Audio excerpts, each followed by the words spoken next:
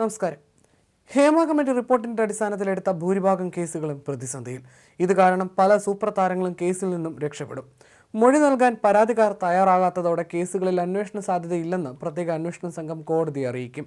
35 കേസുകളിൽ 30 കേസുകളും ഇത്തരത്തിൽ എഴുതി തള്ളേണ്ടി വരും. ഇതിൽ പല പ്രമുഖരും ഉൾപ്പെടും. സിനിമയിലെ പീഡനവുമായി ബന്ധപ്പെട്ട് പ്രത്യേക അന്വേഷണ സംഘം നിലവിൽ 80 കേസുകളാണ് എടുത്തത്.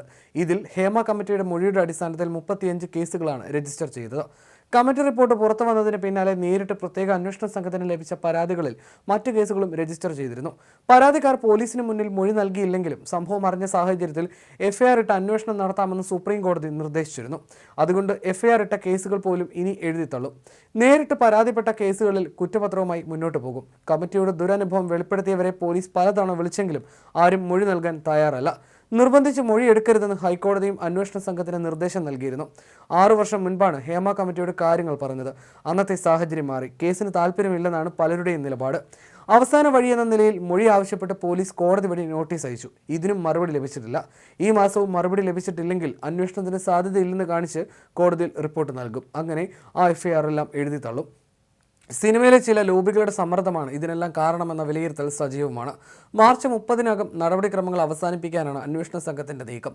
30-ലധികം കേസുകളുടെ തുടർ നടപടികൾ ഇതോടെ അവസാനിക്കും. മൊഴി നൽകിയിട്ടുള്ള കേസുകളിൽ ഉടൻ കുറ്റപത്രം സമർപ്പിക്കുമെന്നാണ് റിപ്പോർട്ട്.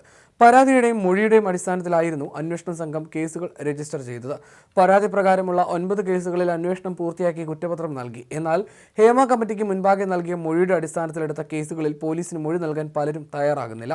രഹസ്യമൊഴി നൽകാൻ കോടതിയിലെത്തിയവരിൽ ചിലർ കേസുമായി മുന്നോട്ട് പോകാൻ താല്പര്യമില്ലെന്ന് അറിയിച്ചിരുന്നു. ഇവരുടെ മൊഴി രേഖപ്പെടുത്തിയിട്ടുമില്ല. ഏതൊക്കെ കേസുകളിൽ കോടതിയിൽ റഫർ റിപ്പോർട്ട് നൽകണമെന്ന് അടുത്ത ദിവസം ചേരുന്ന അവലോകന യോഗത്തിൽ തീരുമാനിച്ചേക്കും. ജസ്റ്റിസ് ഹേമ കമ്മിറ്റി റിപ്പോർട്ട് പുറത്തു വന്നതിന് പിന്നാലെ ഉയർന്ന പരാതികളിൽ മുകേഷ്, സിദ്ദിഖ്, ജയസൂര്യ തുടങ്ങിയ നടന്മാരെ പ്രതികളാക്കി കേസുകൾ രജിസ്റ്റർ ചെയ്തിരുന്നു. പിന്നീട് കോടതി നിർദ്ദേശത്തെ തുടർന്ന് കമ്മിറ്റി റിപ്പോർട്ടിലെ മൊഴി പ്രകാരം കേസുകളെടുത്തു.